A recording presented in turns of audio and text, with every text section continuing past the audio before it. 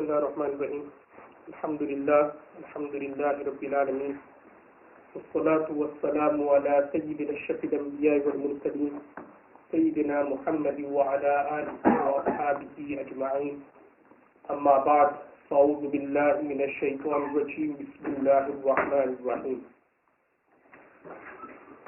We concluded last week's lesson by looking at the beginning parts of the story of Mi'raj and Rasulullah sallallahu alaihi wasallam's ascension to the seventh heaven.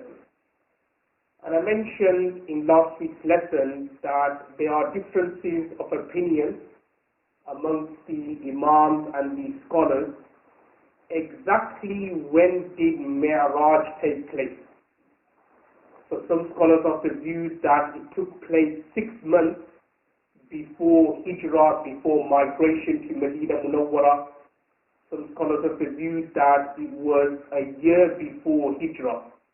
Some of the scholars of the view that it was 3 to 5 years before Hijrah and migration to Medina Munawwara. Then there are also ikhtilaf and differences of opinions regarding the month in which this incident or this Mi'raj took place. Some scholars of the view that it took place during the month of Ramadan. Some say that it took place during the month of Rabiul Awwal. And the most common opinion is that it took place in the month of Rajab and on the 27th of Rajab. But amongst the Sahabas, there is some form of ijma and there is a form of consensus in terms of this Mi'raj which Rasulullah sallallahu alaihi wasallam underwent for this particular journey. It was spiritually and physically. I mentioned in last week's lesson that Hazrat Aisha Anha was of the view that this Mi'raj of Rasulullah sallallahu alaihi wasallam was spiritually, but the majority of the Sahabas and afterwards the latter day Imam, they are of the view that this Mi'raj of Rasulullah sallallahu alaihi wasallam took place physically and also spiritually as well. Now I mentioned in last week's lesson that this Mi'raj of Rasulullah sallallahu alaihi wasallam was a gift from Allah subhanahu wa ta'ala to honor Rasulullah sallallahu alaihi wasallam of the difficulty and the persecution he was going through since Nabuwwat and since prophethood. Because from the moment Rasulullah sallallahu alaihi wasallam openly started preaching about Islam, there were many different types of persecutions. Rasulullah sallallahu alaihi wasallam would be verbally abused, sometimes he would be physically abused, sometimes there were attempts to take his life away, and this all kind of got to a head, shall I say, during the year of Huzn, i.e. the year of sorrow, when within a matter of weeks, firstly Rasulullah sallallahu alaihi wasallam's uncle Abu Talib passed away. Thereafterwards Rasulullah sallallahu alaihi wasallam's wife Hazrat Khadija Anha passed away, and then there was that incident of Taif, when Rasulullah sallallahu alaihi wasallam went to Taif to invite them towards Islam. But what happened was they started throwing stones at Rasulullah sallallahu alaihi wasallam, rocks at Rasulullah sallallahu alaihi wasallam, pebbles at Rasulullah sallallahu alaihi wasallam, which caused serious injuries and wounds to Rasulullah sallallahu alaihi wasallam, cuts all over his body, wounds all over his body. And this, when you look at it, was the lowest point of Nabuwwat and prophethood, where you're being attacked by your own people. So Rasulullah sallallahu alaihi wasallam was very, very sad at that time. He was at the lowest in terms of Nabuwwat and prophethood and preaching to other people, and he was at that time where Allah subhanahu wa ta'ala wanted to honor Rasulullah sallallahu alaihi wasallam for the work he was doing. Allah subhanahu wa ta'ala wanted to honor Rasulullah sallallahu alaihi wasallam in front of the Sahabas and the companions, in front of the non-Muslims who were in Makkah, and also in front of all the Nabis and all the prophets and messengers, because as we're going to look at later during this journey, Rasulullah sallallahu alaihi wasallam met the souls of the other prophets, other Anbiyas and messengers. So Allah subhanahu wa ta'ala wanted to show Rasulullah sallallahu alaihi wasallam's honor Allah subhanahu wa ta'ala wanted to respect Rasulullah sallallahu alaihi wasallam and show his worth and azmat and his might in front of the other Anbiyas and the other messengers. Now, as I was explaining in last week's lesson, that what happened was Rasulullah sallallahu alaihi wasallam was in Hani radhiyallahu anha's house. Now, Hani radhiyallahu anha was Rasulullah sallallahu alaihi wasallam's cousin sister. She was the daughter of Abu Talib, and as I mentioned before, Abu Talib was Rasulullah sallallahu alaihi wasallam's uncle. So Rasulullah sallallahu alaihi wasallam was in Hani radhiyallahu anha's house when all of a sudden, and Rasulullah sallallahu alaihi wasallam was just about to go to sleep, when all of a sudden the roof opened up. Sayyidina Jibreel alayhi salam came, and he took Rasulullah sallallahu alaihi wasallam to the Hatim area of the Kaaba. Now in the Hatim, Rasulullah sallallahu alaihi wasallam fell asleep, and he was then awoken by Jibreel alayhi salam and Mikail alayhi salam. And when they woke Rasulullah sallallahu alaihi wasallam up, they then, as I mentioned in last week's lesson and also before, they cut open Rasulullah sallallahu alaihi wasallam's chest. They took out Rasulullah sallallahu alaihi wasallam's heart. They rinsed it with the Zamzam water. They put it back into Rasulullah sallallahu alaihi wasallam's chest. And it's mentioned in the hadith that a tray full of iman, full of hikmah and wisdom was brought to Rasulullah sallallahu alaihi wasallam, and that was also placed into Rasulullah sallallahu alaihi wasallam's heart. Thereafterwards, they then stitched up Rasulullah sallallahu alaihi wasallam's chest, and in between his shoulder blades, they then put the seal of prophethood, i.e. the Mahr al-Nubuwah.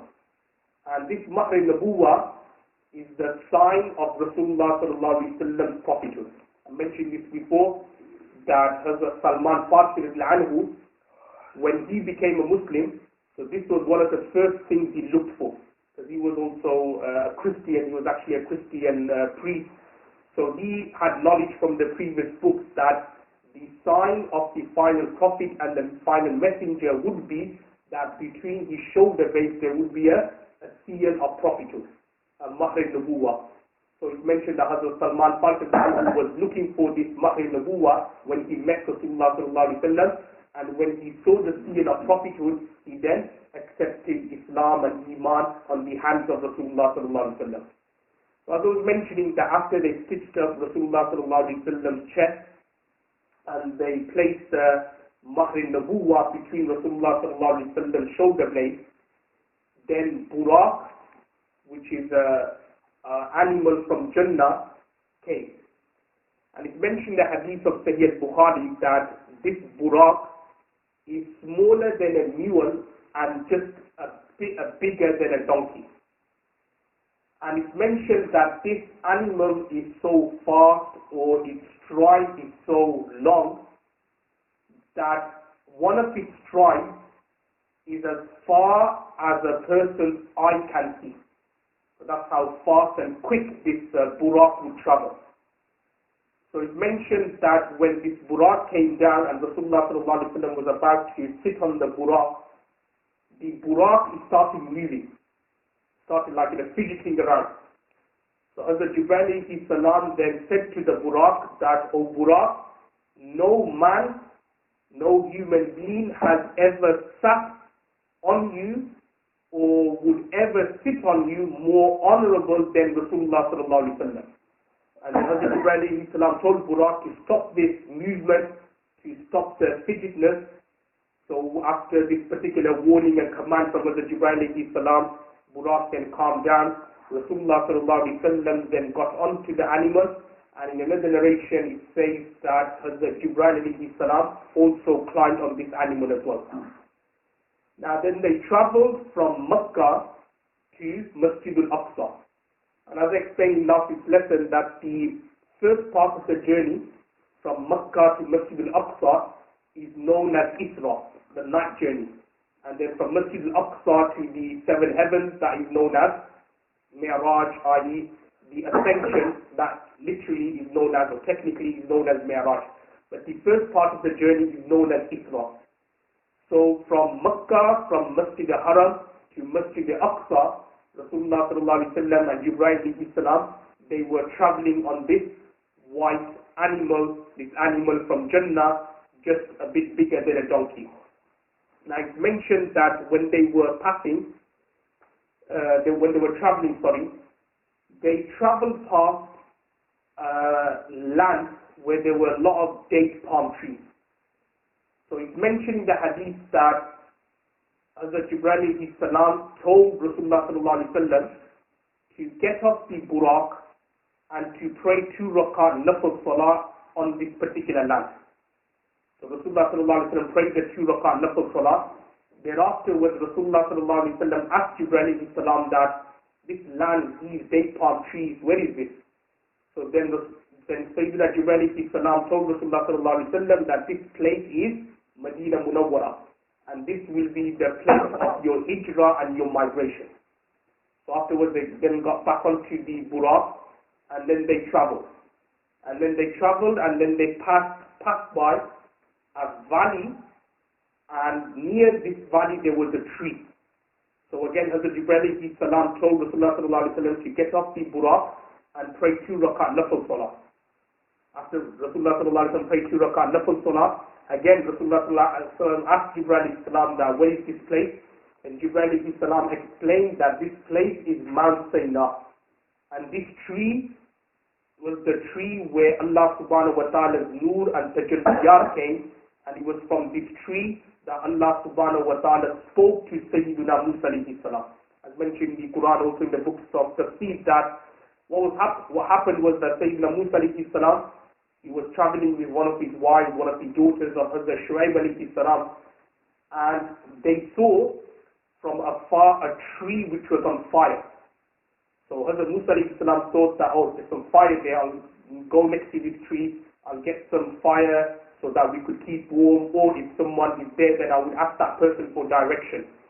But when they went there, it wasn't actually fire, but it was actually, the tree was there, but it was the nur of Allah subhanahu wa ta'ala, the tajalliyat of Allah subhanahu wa ta'ala. And then that tree then started speaking to Sayyidina Musa alayhi salam, started saying that I am Allah and I have chosen you to be a prophet. It's mentioned in the books of Tafsir and also in the Holy Quran. So Rasulullah sallallahu alaihi wasallam stopped over, he prayed 2 rakat nafil salah there. Thereafterwards they got back onto the Buraq, they continued traveling, and then they stopped over at another place. Again, Sayyidina Jibreel alayhi salam told Rasulullah sallallahu alaihi wasallam to pray 2 rakat nafil salah. Afterwards, Jibreel alayhi salam said to Rasulullah sallallahu alaihi wasallam that this place where you have stopped over is the city of Madian, where Hazrat Shu'aib alayhi salam used to live. And then it's mentioned in the hadith that then they continued traveling, and then they stopped over at another place where Sayyidina Jibreel alayhi salam told Rasulullah sallallahu alaihi wasallam to pray 2 rakat nafil salah. Rasulullah sallallahu alaihi wasallam prayed. Afterwards, he then asked Jibreel alayhi salam that where is this place? What is this place? Then Jibreel alayhi salam said that this place is Baytul Laham, or Bethlehem, where Sayyidina Isa alayhi salam was born. So after passing all these blessed and barakat places, they then reached Masjid al-Aqsa. Now, on the way to reaching Masjid al-Aqsa, it's also mentioned that there were some other amazing things, other extraordinary things which Rasulullah sallallahu alaihi wasallam saw in this particular journey. Now I'm just going to mention a few things which Rasulullah sallallahu alaihi wasallam saw, and the reason or the purpose of mentioning these is to show the severity of not fulfilling these obligations in Islam. Like for example, it's mentioned in when Rasulullah sallallahu alaihi wasallam was making his way towards Masjid al-Aqsa that he came across a group of people who had copper fingernails, and they were scratching their faces, they were scratching their lips with the copper fingernails, and after their face and their lips were cut to shreds, it would then revert back to its original place, original shape, and then they would start scratching their face and their lips again, and this was continuing. So Rasulullah sallallahu alaihi wasallam asked Jibreel alayhi salam that who are these people? So Jibreel alayhi salam replied that these people are those who backbite about another person, or who vilify or who chastise another person. This will be the punishment of those people. Also during this journey, it's also mentioned a hadith that Rasulullah sallallahu alaihi wasallam passed by a person who was swimming in a river which was full of blood. Not full of water, just blood. And this person was swimming in this river, and the pebbles or the stones which were inside the river, he was picking it up and he was eating it. So again, Rasulullah sallallahu alaihi wasallam asked Jibreel alayhi salam that, who is this person, who is this man? So Jibreel alayhi salam replied that this person is that person who consumed interest in this world. That person who took riba and stood in this world, that is the punishment for this person. So also mentioned that Rasulullah sallallahu alaihi wasallam also went past a group of people, and they had big massive rocks on their hands, and sorry, not on their hands, somebody else's hands, and they were smashing a group of people's heads. So there was a group of people, and their heads were being smashed by these massive rocks and stones. And then it would revert back to its original shape, and then again the smashing of the heads would continue, and then the whole process would continue. So again, Rasulullah sallallahu alaihi wasallam asked Jibreel alayhi salam that, who are these people? So Jibreel alayhi salam said that these people are those who would miss namaz and salah in this world. This would be the punishment for them in the hereafter. Then he goes on to say that Rasulullah sallallahu alaihi wasallam then passed by two furnaces. There was one furnace, inside it there was flesh, and then on another furnace there was flesh, but it was raw. And Rasulullah sallallahu alaihi wasallam saw a group of men and a group of women. They were eating the raw and the decomposed flesh which was in one of the furnaces. So then Rasulullah sallallahu alaihi wasallam asked Jibreel alayhi salam that, who are these men and women? So Jibreel alayhi salam replied that these are the men and women who Allah subhanahu wa ta'ala gave them halal spouses. They had halal husbands, they had halal wives, but instead of fulfilling their desires with their halal and lawful husbands and wives, what they did, they started fulfilling their desires with haram men and haram women. Basically they committed adultery and fornication. And then he goes on to say that during this trip, Rasulullah sallallahu alaihi wasallam also saw another group of people who had scissors, and they were cutting their tongues, they were cutting their lips. So again, Rasulullah sallallahu alaihi wasallam asked Jibreel alayhi salam that, who are those people? So Jibreel alayhi salam said that these people are those who would say or who would preach, but they would not act upon what they would preach. So they would say that pray namaz or do good things, do good actions, but they themselves would not do the good actions. They would say that stay away from taking interest or riba, but they themselves would take riba and interest. They would say not to do haram, but they themselves would do haram. So this would be the punishment of these people. And as I said, the reason why I'm mentioning is obviously to show the severity of these sins, and more importantly to stay away from these sins. In particular, the last one where he talks about preaching. I mentioned this point before that this is the importance of tazkiyah and also sincerity and ikhlas. That you do things for the sake of Allah subhanahu wa ta'ala. You should not do things with the intention of fame, and you should not do things say things or preach things which you yourself are not doing. So this is something which is very important, because the severity, as you can see from the hadith, is that these people, their tongue and all these things would be cut with iron scissors. Why? Because they would preach things which they themselves would not do. Also, we touched on backbiting as well. So again, these are the severe, punishment for backbiting and, vilifying and chastising people. So this is the whole aim of tazkiyah and tasawwuf, is that we stay away from these kind of bad things where we are talking bad about people, where we are kind of vilifying other people, because this was not the ways and the sunnah of Rasulullah sallallahu alaihi wasallam. We leave it there for this week. May Allah give you tawfiq to us tomorrow. Alhamdulillah.